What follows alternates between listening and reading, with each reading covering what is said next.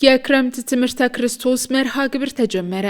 ሐምሌ 1 ቀን 2018 ዓ.ም በኢትዮጵያ ካቶሊክ ቤተክርስቲያን በአዲስ አበባ ሀገረ ስብከት የክረምት ትምህርተ ክርስቶስ መርሃ ግብር ተጀመረ። የዘንድሮውን የትምህርተ ክርስቶስ መርሃ ግብር በአዲስ አበባ ሀገረ ስብከት የቅዱስ ሚካኤል ቁምስና ቀደም ብሎ ሲጀምር በተቀሩት ሀገረ ስብከቶችም ሐምሌ 1 ቀን 2018 ዓ.ም እንደሚጀምር የቁምስናው ቆሞስ ክቡር አባ ታምራት ጡምደዶ ተናግረዋል። ትምህርተ ክርስቶስ በተለምዶ እዚህ አዲስ አበባ ሰበካ የሚጀምረው ሁሉ ጊዜ ሐምሌ 1 ነው የሚጀምረው። ሁሉ ቁምስናዎች በቆሞሳት ጉባኤ እንደምንናገርና እንደምንወያይ እንደምናቀደው እቅድ መሰረት ሐምሌ 1 ነው የሚጀምረው። ሚካኤል ግን የሶስትና የአራት ቀን ቀደም ብለን ይሁድ ቀን ነው ዋና ማስታወቂያ የተሰራው።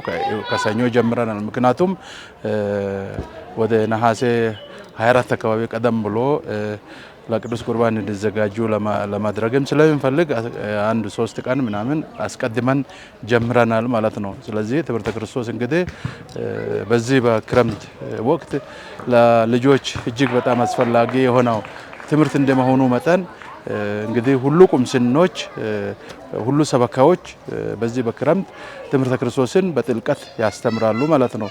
የትምህርተ ክርስቶስ መርሃ ግብር ዓመቱ ሙሉ የሚሰጥ ቢሆንም በተለይም በክረምት ወቅት ግን ለህፃናትና አዳጊዎች በስፋት የሚሰጥበት ወቅት ነው። ይህ በሐምሌና በነሐሴ ወር በሚሰጠው የትምህርተ ክርስቶስ መርሃ ግብር ተምረው የሚጨርሱም በተለይም በመስከረም ወር ላይ የቤተ ክርስቲያን ምስጢራትን እንዲቀበሉ ይደረጋል። ክቡር አባ ታምራት ጡምደዶ በዚሁ የ2018 ዓ.ም የክረምት ትምህርተ ክርስቶስ መርሃ ግብር ወላጆች ልጆቻቸውን ወደ ቤተ ክርስቲያን እንዲልኩ ጥሪ አቅርበዋል። የክረምት ወቅት ህፃናት ከእግዚአብሔር ጋር መሆንን የሚለማመዱበት እንዲሁም የእግዚአብሔር ጣፋጭነትን የሚቀምሱበት የእግዚአብሔር ፍቅርን በውስጣቸው ችግኝ የሚተክሉበት ወቅት ነው። ክረምት ወይም የትምህርተ ክርስቶስ ጊዜ በዚህ ክረምት ነው ለህፃናት የእግዚአብሔር ምንነትን የሚገለጸው።